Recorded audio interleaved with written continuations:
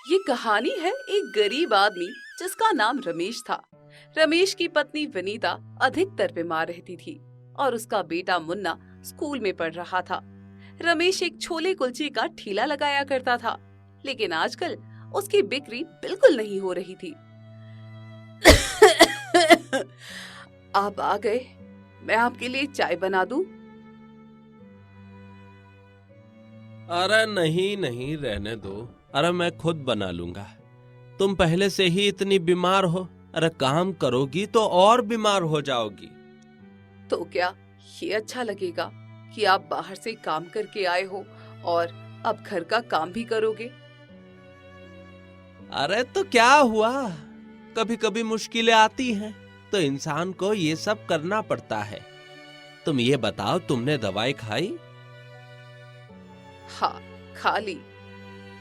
ठीक है, तुम आराम करो, मैं हम दोनों के लिए चाय बनाता हूँ।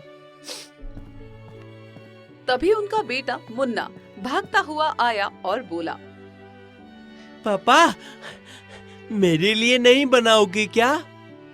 अरे क्यों नहीं, अरे अपने बच्चे के लिए तो मैं जरूर बनाऊंगा। लेकिन तू कब से चाय पीने लगा? हाँ, अभी से? रमेश चाय बनाकर लाया और तीनों ने पीना शुरू किया। आपने चाय तो मम्मी से भी अच्छी बनाई है। सच्ची? ऐसा क्या? चल फिर तो बढ़िया है। पर तू मुझे मक्खन लगाना छोड़ और ये बता, स्कूल में पढ़ाई कैसी चल रही है तेरी? हाँ, अब मुझे स्कूल नहीं जाना है। क्यों? क्योंकि मैडम ने मुझे निकाल दिया। उन्होंने कहा मेरी फीस नहीं जमा हुई है, इसलिए मैं नहीं आ सकता। हे भगवान!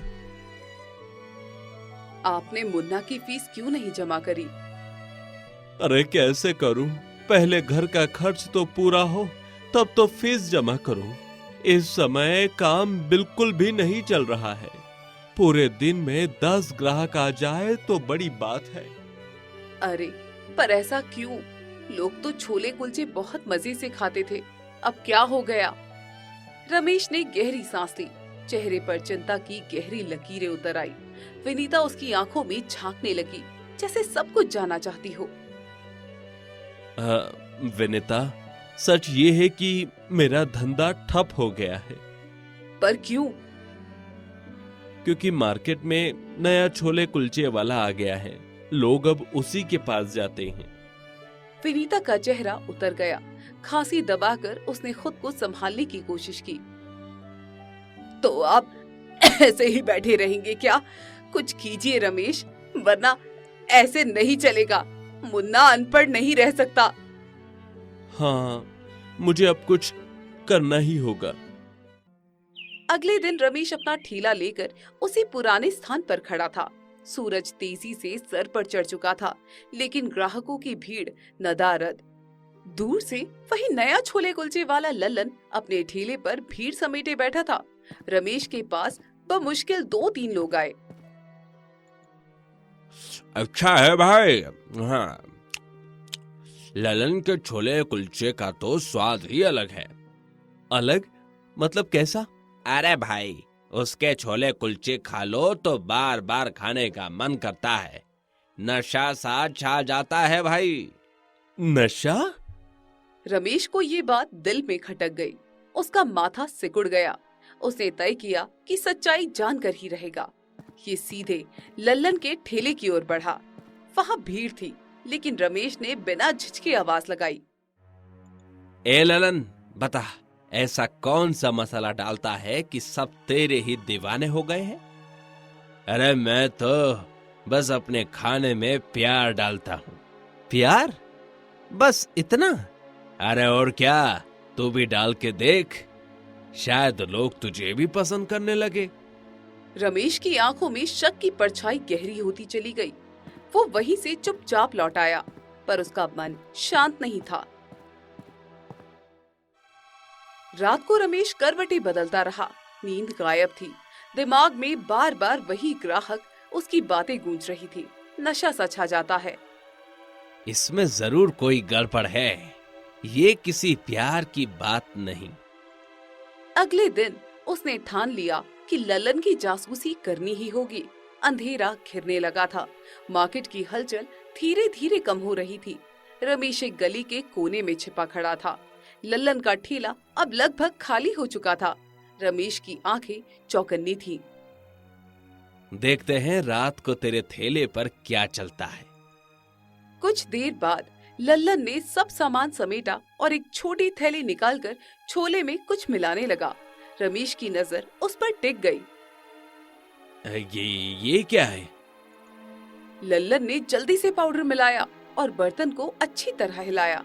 रमेश की आंखें फैल गई। हे भगवान, अरे ये तो नशे का पाउडर है। रमेश का खून खौल उठा। उसके हाथ कांपने लगे। मन हुआ कि दौड़कर लल्लन का गिरेबान पकड़ ले और सरेआम सबके सामने उसकी पोल खोल दे।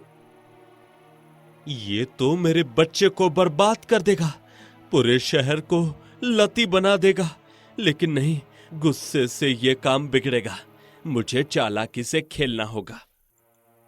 रमेश का दिल धक धक कर रहा था, मगर उसने खुद को संभाला। अंधेरे में से धीरे धीरे हटकर घर की ओर बढ़ गया। रास्ते पर उसका मन बेचैन रहा। हे भगवान, इस दुनिया में क्या क्या होने लगा है। लोग अपने फायदे के लिए कुछ भी करते हैं। रमेश घर की ओर लौट रहा था। उसके दिमाग में तूफान मचा था। कदम भारी थे, दिल बेचैन था। हर तरफ वही सवाल गूंज रहा था, क्या करूं? सच बताऊं, छिपाऊं, लड़ूं या हार मान लूं? घर पहुंचते ही विनीता ने उसकी थकी आंखें देखी। उसके चेहरे पर चिंता साफ झलक रही थी। ये क्या हाल बना रखा है रमेश? सब ठीक तो है ना? विनीता, मैं सब बता दूंगा, पर डर लग रहा है सुनकर तुम और भी परेशान हो जाओगी। मैं तुम्हारी पत्नी हूँ। मेरी हालत चाहे जैसी भी हो, सच से भागूंगी नहीं। बताओ, आखिर हुआ क्या है? रमेश ने गहरी सांस ली और सारी घटना बता डाली। लल्लन, उसका ठेला, वो पाउडर, ग्राहकों की लत और उसका शक। विनीता ध्यान से सुनती रही। उसकी आंखों में आंसू उतर आए। तो यही राज है उसकी भीड़ का। सुनो रमेश, तुम भी वही कर लो, वरना ये घर कैसे चलेगा? मैं भी वही करूं? लोगों को जहर खिला दूं? और अगर तुमने नहीं किया तो सोचो, मैं बीमार होकर मर जाऊंगी, मुन्ना अनपढ़ रह जाएगा और तुम तो वैसे ही सड़क पर धक्के खाओगे। लेकिन विनीता, ये तो गलत है। गलत सही का क्या करेंगे हम? जब सारी दुनिया बेईमानी कर रही है तो हमें ईमानदार बनके क्या मिलेगा? भूख, तिरस्कार, मौत? रमेश खामोश हो गया। उसकी आंखें झुक गई। बात कहीं न कहीं सही लग रही थी। अगले दिन रमेश अपने पुराने दोस्त मोहक से मिला। वो मोहक को सब बताकर फूट पड़ा। मोहक, मैं लुट गया हूं। विनीता चाहती है कि मैं भी वही करूं जो ललन कर रहा है। शायद मुझे भी वही करना पड़े। अरे पागल हो गया क्या? गरीब है तो मेहनत कर, लेकिन लोगों की जिंदगी बर्बाद मत कर। पर अगर मैं ऐसा नहीं करूं तो? अगर सब गलत करेंगे तो तू भी करेगा, हैं? यही तेरी ईमानदारी है। अगर तूने ये हरकत की तो याद रखना रमेश, मैं खुद पुलिस को बता दूंगा। रमेश सन्न रह गया। मोहक की बातें उसके दिल पर हथौड़े की तरह गिरी। उसके भीतर कहीं छुपी इंसानियत जाग उठी। तू सही कह रहा है, मैं गलत राह पर जा रहा था और अब सही राह पकड़। हमें ललन और उसके जैसे ठगों को एक्सपोज करना होगा, लेकिन पुलिस के पास सीधे जाना खतरनाक है। पहले पूरी सच्चाई जाननी होगी। रमेश अब भी उलझा हुआ था, लेकिन मोहक का आत्मविश्वास उसे सहारा दे रहा था। लेकिन कैसे? हमें ललन का पीछा करना होगा, तभी पता लगेगा कि वो पाउडर कहां से लाता है। उस रात दोनों अंधेरे में छिपे लल्लन का पीछा करने लगे। गली कूचों से होते हुए लल्लन एक अजीब सी जगह पहुंचा। वहां एक आदमी खड़ा था, चेहरे पर काली दाढ़ी, आंखों पर चश्मा। वही डीलर था। तो ये है असली सप्लायर। और देख, सिर्फ ललन ही नहीं, और भी कई थैले वाले उससे पाउडर ले रहे हैं। पूरा जाल फैला हुआ है। रमेश की रूह कांप गई। उसने पहली बार देखा कि कैसे मासूम ग्राहकों को धीरे धीरे इस नशे का आदी बनाया जा रहा था। अब अगला कदम है, तू खुद उस डीलर से मिलेगा, तभी पता चलेगा कि असली खेल कौन खेल रहा है।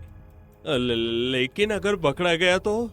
अरे डर मत, ये खेल समझदारी से खेलना होगा। अगले दिन रमेश हिम्मत करके डीलर के पास पहुंचा। डीलर उसे ऊपर से नीचे तक देखने लगा। कौन है रे तू? हाँ? मैं रमेश, छोले कुलचे का ठेला लगाता हूँ, और मैं भी वही करना चाहता हूँ जो कि बाकी कर रहे हैं। मेरे पास ग्राहक नहीं आते, मुझे भी पाउडर चाहिए। अच्छा, तो तुझे भी माल चाहिए? ओहो हो। हाँ, जब जीने का कोई रास्ता ही नहीं बचा हो तो क्या करे? डीलर ने अपनी जेब से एक छोटी पुड़िया निकाली और रमेश के सामने रख दी। ले, शुरुआत कर, यही तेरी किस्मत बदल देगा। नहीं, मुझे ज्यादा चाहिए, मैं बड़ा माल लेना चाहता हूँ। डीलर ठिठका। उसने रमेश को गौर से देखा और फिर अजीब सी मुस्कान दी। बड़ा माल चाहिए तो चल, तुझे मेरे बॉस से मिलवाता हूँ, वही तेरी डील पक्की करेगा। रमेश का दिल जोर जोर से धड़कने लगा, लेकिन वो डीलर के साथ उस रहस्यमयी जगह पहुंचा। वहां अंधेरा और खामोशी थी। एक ऊंची सी कुर्सी पर बॉस बैठा था। उसकी निगाहें किसी शिकारी की तरह रमेश को परख रही थी। अच्छा, तो तू है नया खिलाड़ी? हाँ जी, मैं बड़ा माल लेना चाहता हूँ, छोटे छोटे पैकेट से मेरा काम नहीं चलेगा। हिम्मत तो है तुझ में, चल ठीक है, लेकिन याद रख, ये खेल जानलेवा है। जान तो वैसे भी निकल ही रही है साहब, भूख से अब कमाई भी तो करनी है। बॉस ने इशारा किया और उसके आदमी ने बड़ा पैकेट रमेश के सामने रख दिया। रमेश ने कांपते हाथों से बैग उठाया और बोला, मैं पैसे का इंतजाम करके आता हूँ। पैसा लेकर नहीं आया तो यहाँ के अंधेरे में टाइम खोटी करने आया था, जा लेकर आ। रमेश वहाँ से निकल गया, लेकिन इस दौरान उसने अपने मोबाइल में सबूत भी जुटा लिए, फोटो, रिकॉर्डिंग और पैकेट की झलक। रमेश वहाँ से सीधे पुलिस इंस्पेक्टर के पास पहुँचा। उसने पूरी कहानी, सबूत और वीडियो सामने रख दिए। साहब, ये बड़ा खेल है, पूरा शहर बर्बाद हो रहा है। आप चाहो तो अभी छापा मारकर इन्हें पकड़ सकते हो। अच्छा, तू बड़ा बहादुर बन रहा है, ठीक है, हम देखते हैं, तू जा। लेकिन 3 दिन बीत गए, कोई कार्यवाही नहीं हुई। रमेश का दिल टूटा। तभी मोहक उससे मिलने आया। मैंने सबूत दिए, पुलिस को बताया, फिर भी कुछ नहीं हुआ, क्योंकि पुलिस भी उनसे मिली हुई है। उस शहर में हर कोई उनके पैसों पर पल रहा है।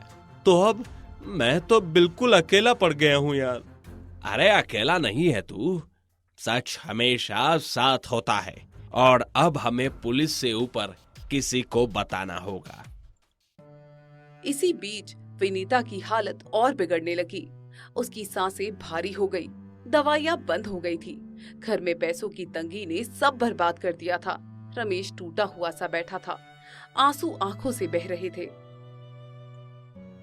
हे भगवान, अरे मैं क्या करूं? सब कुछ मेरे हाथ से निकल रहा है, पत्नी बेटा सब डूब रहे हैं। तभी उसकी नजर अखबार पर पड़ी। एक बड़ा सा इश्तिहार चमक रहा था, जो भी नशे के कारोबार का खुलासा करेगा उसे मिलेगा 50,000 का इनाम। 50,000? अरे यही तो चाहिए मुझे, यही मेरी आखिरी उम्मीद है। अगली सुबह रमेश सीधा जिला अधिकारी के दफ्तर पहुंचा। वहां उसने सबूत एक एक कर सामने रखे, वीडियो, फोटो, रिकॉर्डिंग, सब कुछ।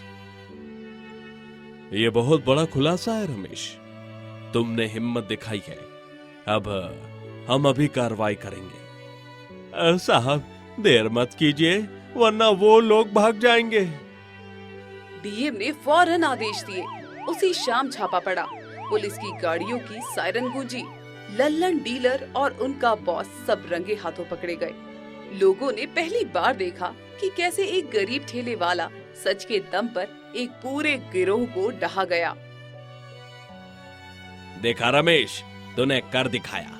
अब कोई भी इनका जहर नहीं खाएगा। नहीं मोहक, ये मेरी जीत नहीं, ये इंसानियत की जीत है।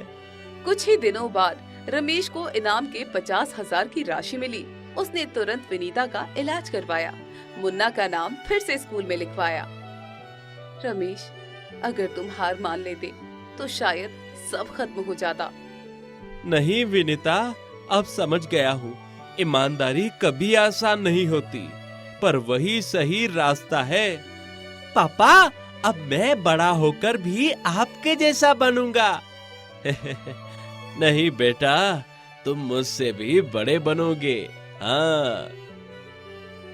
आसमान में सूरज ढल रहा था, पर रमेश की जिंदगी में एक नई सुबह उग चुकी थी।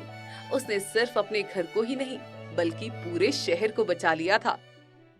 दोस्तों आ ही गए हो तो चैनल को सब्सक्राइब कर देना और वीडियो अच्छी लगे तो लाइक और शेयर भी कर देना और बेल आइकन जरूर दबा देना ताकि आपको नए वीडियोस की नोटिफिकेशंस मिलती रहे।